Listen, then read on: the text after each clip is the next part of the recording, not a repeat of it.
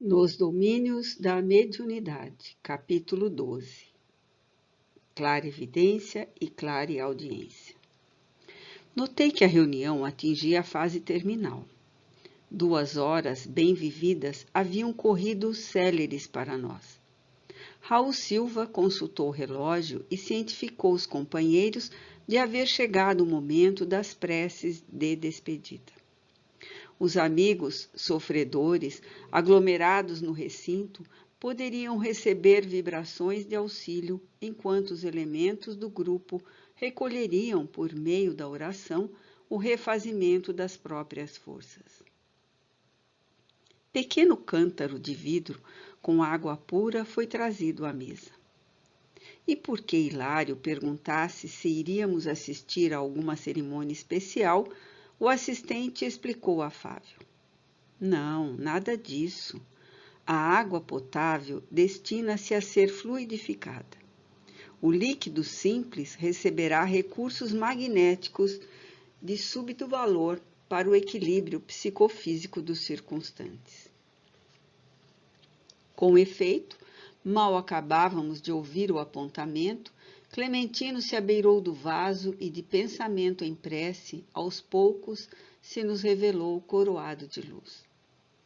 Daí a instantes, de sua destra espalmada sobre o jarro, partículas radiosas eram projetadas sobre o líquido cristalino que as absorvia de maneira total. Por intermédio da água fluidificada, continuou Aulus, precioso esforço de medicação pode ser levado a efeito. Há lesões e deficiências no veículo espiritual a se estamparem no corpo físico, que somente a intervenção magnética consegue aliviar, até que os interessados se disponham à própria cura. O assistente silenciou, porquanto a palavra de Silva se fez ouvir, recomendando aos médicos observassem, por intermédio da vidência e da audição, os ensinamentos que porventura fossem, naquela noite, ministrados ao grupo pelos amigos espirituais da casa. Reparamos que Celina, Eugênia e Castro aguçaram as suas atenções. Clementino, fim do preparo da água medicamentosa, consagrou-lhes maior carinho, aplicando-lhe passes na região frontal. Nosso amigo, esclareceu o assistente, procura ajudar os nossos companheiros de mediunidade, favorecendo-lhes o campo sensório. Não lhes convém, por agora, a clarevidência e a clareaudiência, demasiado abertas. Na esfera dos espíritos reencarnados, há que dosar observações para que não venhamos a ferir os impositivos da ordem. Cada qual de nós deve estar em sua faixa de serviço, fazendo o melhor ao seu alcance. Imaginemos um aparelho radiofônico terrestre, coletando todas as espécies de onda em movimento de captação simultânea. O proveito e a harmonia da transmissão seriam realmente impraticáveis e não haveria propósito construtivo na mensagem. Um médium, pois, não deve demorar-se com todas as solicitações do meio em que se situa, sob pena de arrojar as suas impressões ao desequilíbrio, a menos quando, por sua própria evolução, consiga sobrepairar ao campo do trabalho, dominando as influências do meio e selecionando-as segundo o elevado critério de quem já consegue orientar-se para o bem e orientar aqueles que o acompanham. Hilário refletiu um momento e indagou. Os trabalhos mediúnicos, porém, são rigorosamente iguais nos 3 instrumentos sob nosso exame? Isso não. O círculo de percepção varia em cada um de nós. Há diferentes gêneros de mediunidade.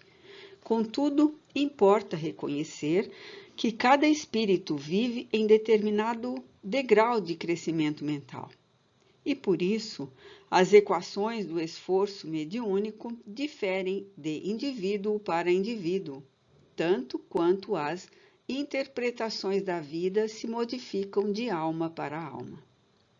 As faculdades medianímicas podem ser idênticas em pessoas diversas. Entretanto, cada pessoa tem a sua maneira particular de empregá-las. Um modelo, em muitas ocasiões, é o mesmo para a grande assembleia de pintores. Todavia, cada artista fixá-lo-á na tela a seu modo.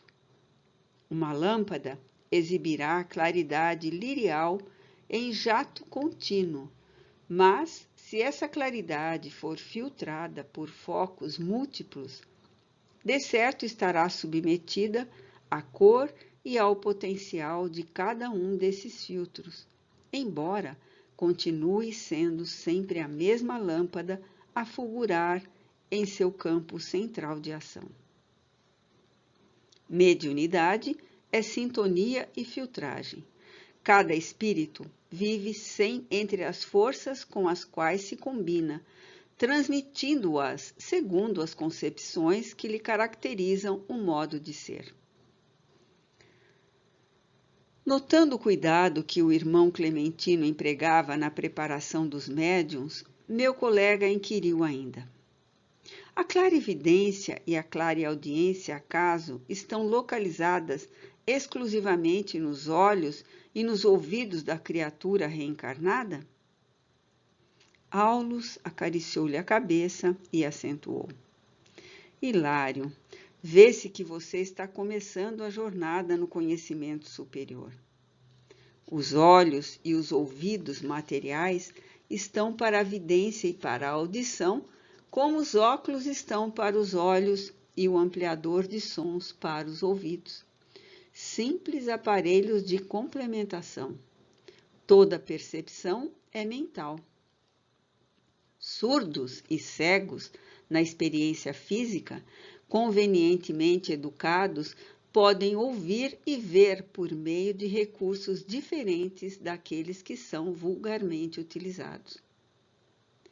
A onda hertziana e os raios X vão ensinando aos homens que há som e luz muito além das acanhadas fronteiras vibratórias em que eles se agitam, e o médium é sempre alguém dotado de possibilidades neuropsíquicas especiais que lhe estendem o horizonte dos sentidos. Meu companheiro fixou o gesto de quem aproveitara a lição, mas objetou reverente. Desejava, porém, saber se Dona Celina, por exemplo, está enxergando o irmão Clementino e ouvindo-o tão somente pelo processo curial. Nota explicativa 8. De acordo com as normas, conveniente, apropriado. De percepção na Terra. Sim, isso acontece por uma questão de costume cristalizado. Celina pensa ouvir o supervisor pelos condutos auditivos e supõe vê-lo como se o aparelho fotográfico dos olhos estivessem funcionando em conexão com o centro da memória. No entanto, isto resulta do hábito. Ainda mesmo no campo de impressões comuns, embora a criatura empregue os ouvidos e os olhos, ela vê e ouve com o cérebro. E apesar de o cérebro usar as células do córtex para selecionar os sons e imprimir as imagens, quem vê e ouve na realidade é a mente. Todos os sentidos na esfera fisiológica pertencem à alma, que os fixa no corpo carnal de conformidade com os princípios estabelecidos para a evolução dos espíritos reencarnados na Terra. Sorrindo, ajuntou: vocês possuem uma prova disso, quando o homem se encontra naturalmente desdobrado, cada noite durante o sono, vendo e ouvindo a despeito da inatividade dos órgãos carnais na experiência, a que chamam vida de sonho. E baixando o tom de voz acrescentou: Somos receptores de reduzida capacidade, à frente das inumeráveis formas de energia que nos são desfechadas por todos os domínios do universo, captando apenas humilde fração delas. Em suma, nossa mente é um ponto espiritual limitado a desenvolver-se em conhecimento e amor na espiritualidade infinita e gloriosa de Deus. Decorreram mais alguns instantes. Centralizemos mais atenção na prece, adestrando-nos para o serviço do bem.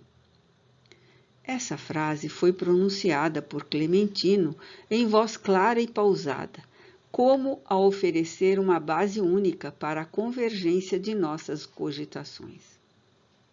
Atento, porém, aos nossos objetivos de estudo, acompanhei os médiuns mais diretamente interessados no apelo. Dona Celina registrara as palavras com precisão e guardava a atitude do aluno disciplinado. Dona Eugênia assimilara-as em forma de ordem intuitiva e mostrava-se na condição do aprendiz criterioso. Castro, contudo, não as recolhera nem de leve. Com permissão do supervisor, pusemo-nos em tarefa de análise. Observei que, sutilmente ligados à faixa fluídica de Clementino, os 3 médiuns, cada qual a seu modo, lhe acusavam a presença. Dona Celina anotava-lhe os mínimos movimentos, à maneira do discípulo diante do professor. Dona Eugênia lhe assinalava a vizinhança com menos facilidade, qual se o distinguisse imperfeitamente através de um lençol de nebulosidade. E Castro, embora o visse com perfeição, parecia completamente alheio à influência do instrutor. As possibilidades de Celina e Castro na clarividência e na clareaudiência são, por enquanto, mais vastas que em nossa irmã Eugênia, esclareceu Aulus prestimoso.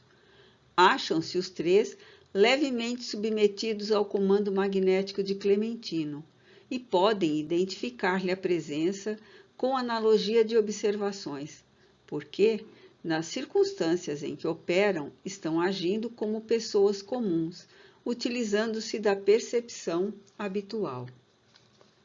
Entretanto, aduziu Hilário, se o trio for colocado sob a ordenação magnética do supervisor, por que motivo nossas amigas lhe acataram o convite e Castro se mantém visivelmente impermeável a ele?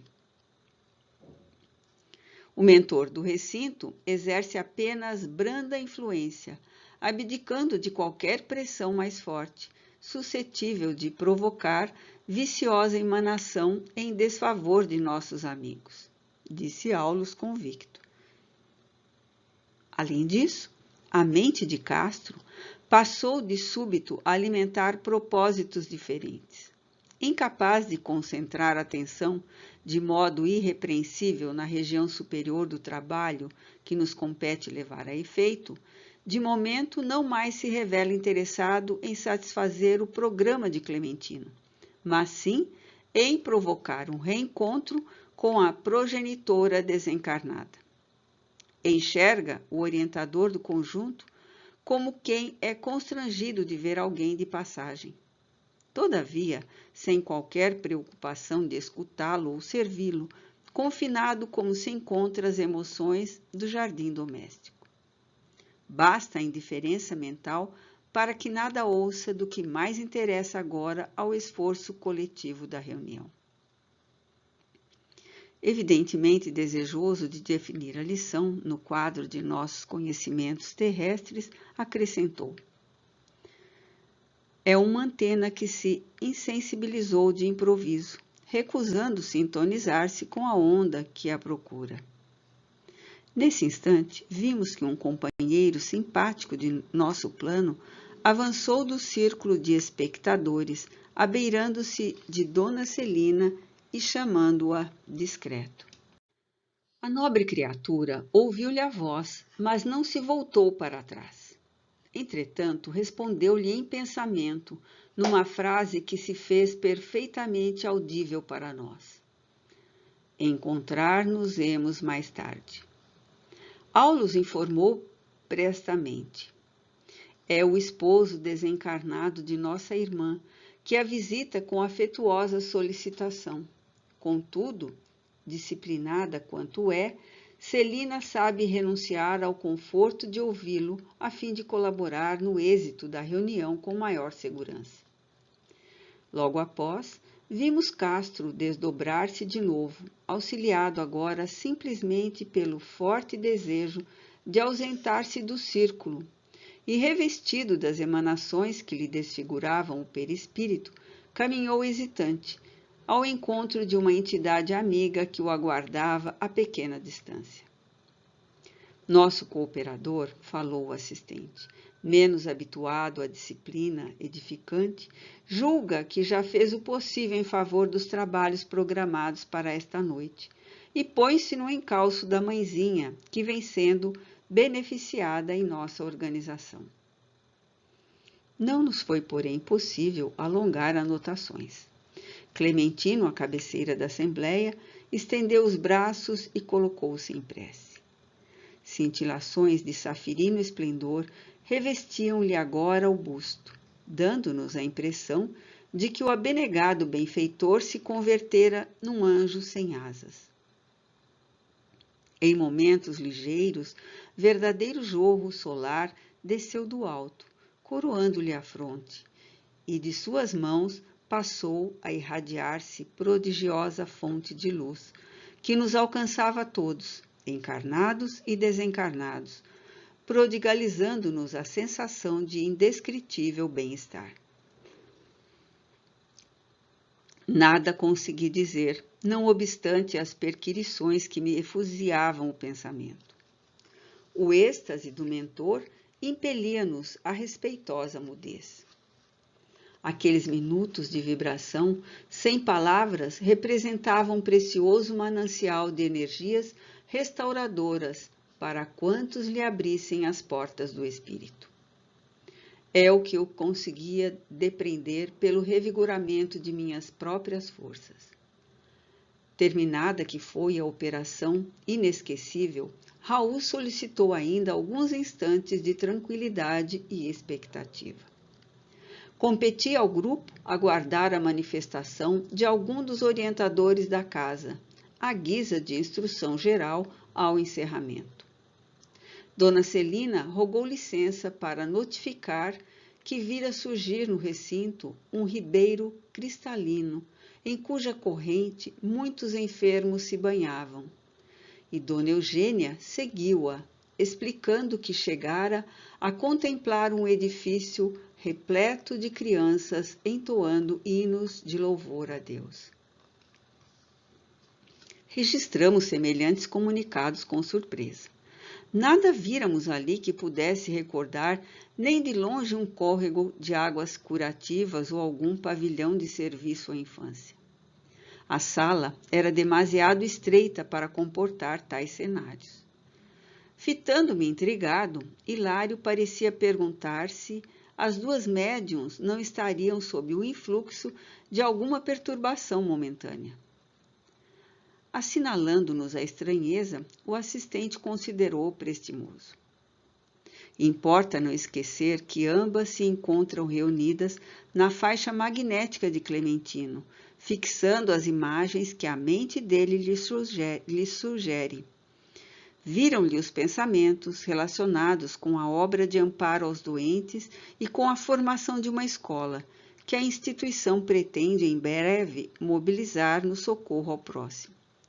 Ideias elaboradas com atenção geram formas tocadas de movimento, som e cor, perfeitamente perceptíveis por todos aqueles que se encontrem sintonizados na onda que se expressam.